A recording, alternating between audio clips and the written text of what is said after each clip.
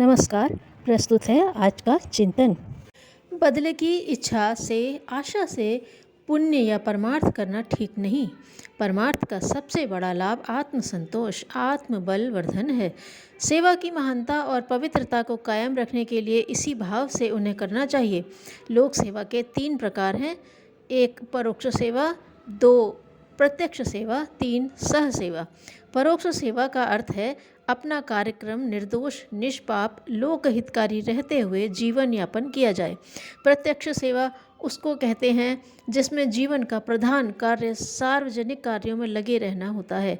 सह सेवा वह है जिसमें मनुष्य अपना बचा हुआ समय दूसरों की सहायता में लगाता है या आवश्यकता पड़ने पर अपने दैनिक कार्यों में से परहित के लिए समय निकाल लेता है।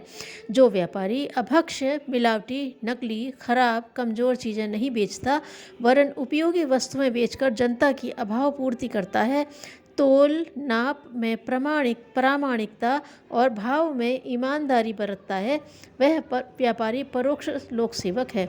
यद्यपि वह अपने व्यापार को व्यक्तिगत लाभ की दृष्टि से ही चलाता है, पर उसमें यह ध्यान रखता है कि यह कार्य दूसरों के लिए भी उपयोगी हो।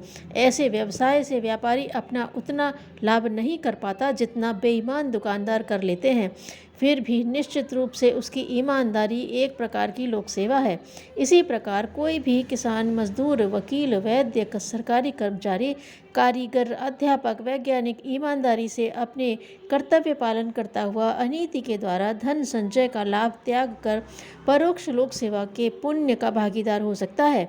प्रत्यक्ष सेवा की वर्तमान समाज में अत्यधिक आवश्यकता है। कारण यह है कि वर्तमान सामाजिक व्यवस्था में ऊंच नीच, धनी निर्धन, शासक शोषित, शिक्षित अशिक्षित, किसान जमींदार, सेठ मजूर की बड़ी भारी विषमता फैली हुई है।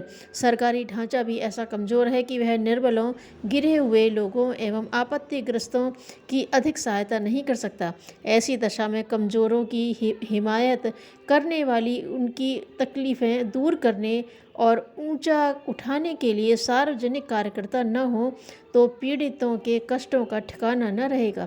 कितने ही उदार हृदय, दयालु भावना वाले, स्वार्थ त्यागी मनुष्य अपने आराम और लोभ को त्याग कर सार्वजनिक आंदोलनों, संस्थाओं, सेवा केंद्रों का संचालन करते हैं और गुजारे के लिए अनायास जो प्राप्त हो जाता है उसमें जीवन यात्रा चलाते रहते हैं। इस वर्ग को लोक सेवक न कहकर लोक सैनिक कहना उपयुक्त होगा।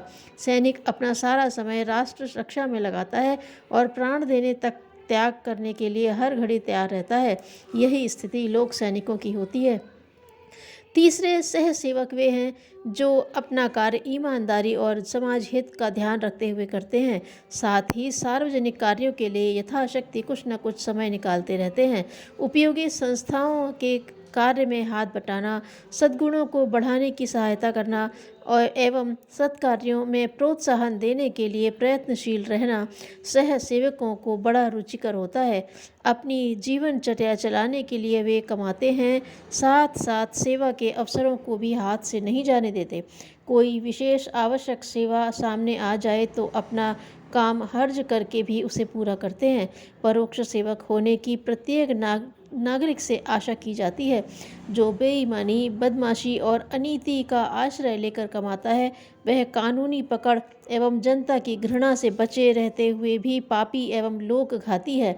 उसका वैभव कितना ही बढ़ जाए, चाटुकार कितना ही घेरे रहें, पर वह आत्महत्यारा, धर्मद्रोही होने के कारण ईश्वर के दरबार में अपराधी ठहराया जाएगा। धर्म की आत्मा की हर व्यक्ति से यह पुकार है कि वह पुण्य पथ पर अधिक अग्रसर न हो सके तो कम से कम ईमानदार नागरिक, चरित्रवान मनुष्य एवं परोक्ष लोक सेवक तो अवश्य ही बने। इस मर्यादा से नीचे गिरने वाला मनुष्य तो अपनी महानता के उत्तरदायित्व से भी गिर जाता है। लोक सैनिकों को अपने पारिवारिक भारों को कम से कम रखना चाहिए। ऐसे व्यक्ति अविवाहित रहें तो सबसे अच्छा, विवाहित हों तो आगे के लिए संतान पैदा करना बंद कर दें। आश्रितों के लिए कोई ऐसा आधार बन सके कि वे उसकी सहायता की अपेक्षा न रखें तो सबसे अच्छा। आश्रितों के आर्थिक उत्तरदायित्व से लदा हुआ मनुष्य प्रायः ईमानदारी से, पूरी दिलचस्पी और शक्ति के साथ सार्वजनिक सेवा नहीं कर पाता। प्राचीन काल में वानप्रस्थ और संन्यास की व्यवस्था इसीलिए थी कि उस समय तक पर्याप्त मात्रा में अनुभव और ज्ञान इकट्ठा कर लें और छोटे बालकों के पालन पोषण के भार से निवृत्त होकर अपना शेष समय सार्वजनिक सेवा में लगाया जा सके। पर अब तो श्रृंखला भी टूट गई है, इसलिए परंतु अब तो यह श्रृंखला भी टूट गई है, इसलिए गृहस्थों को ही लोक सैनिक सार्वजनिक कार्यकर्ता बनना पड़ता है। ऐसी दशा में वे काम चलाऊ वेतन लें तो इसमें कुछ अनुचित बात नहीं है। सह सेवकों के लिए आकस्मिक या स्वल्पकालीन सेवाओं का वेतन या मुआवजा लेना निषिद्ध है। यदि लोग ऐसी छोटी मोटी सेवाओं का भी प्रतिफल मांगने लगे, लेने देने का प्रचलन हो गया तो सेवा की प्रथा और पवित्रता पूर्णतया नष्ट हो जाएगी। किसी के यहाँ मृत्यु हो जाने पर पास पड़ोस के लोग बिना कुछ मुआवजा लिए उस मृतक के अंत्येष्टि करने के लिए शमशान को ले जाते हैं। यदि मुआवजा लेकर मुर्दा उठाने का रिवाज चल पड़े तो आज अंत्येष्टि में जाना जैसा पवित्र धर्म कार्य माना जाता है वैसा फिर न रहेगा।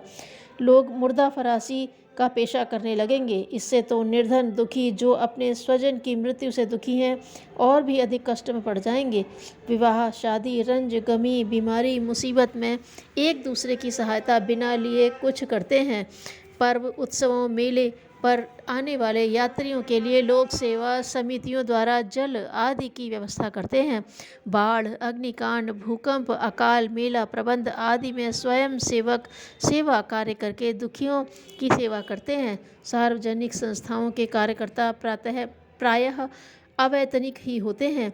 धार्मिक कथा, कीर्तन, यज्ञ, प्रचार, जुलूस आदि में लोग श्रद्धापूर्वक अपना समय देते हैं। यदि इन सब बातों के लिए वेतन, मुआवजा या मजदूरी लेने जैसी प्रथा चल पड़े तो एक ऐसी सत्यानाशी परंपरा कायम हो जाएगी जिसके कारण सेवा नाम के पवित्र तत्व के लिए मानव जीवन में कोई स्थान ही न रह जाएगा। आत्मिक समृद्धियों में, दैवी संपदाओं में सेवा सबसे बड़ी संपदा है। लोग भौतिक धन ऐश्वर्य को इकट्ठा करने के लिए दिन रात चिंता और परिश्रम करते हैं, पर खेद की बात है कि आत्मा के साथ रहने वाली, जन्म जन्मांतरों तक सुख शांति देने वाली आत्मिक संपत्ति सेवा की ओर ध्यान नहीं दिया जाता। जब तक सेवा भावना का जीवन में पर्याप्त सम्मिश्रण नहीं किया जाता तब तक कोई व्यक्ति आत्मिक शांति नहीं पा सकता, चाहे वह कितना ही धनी या उच्च पदाधिकारी ही क्यों न हो। धन्यवाद।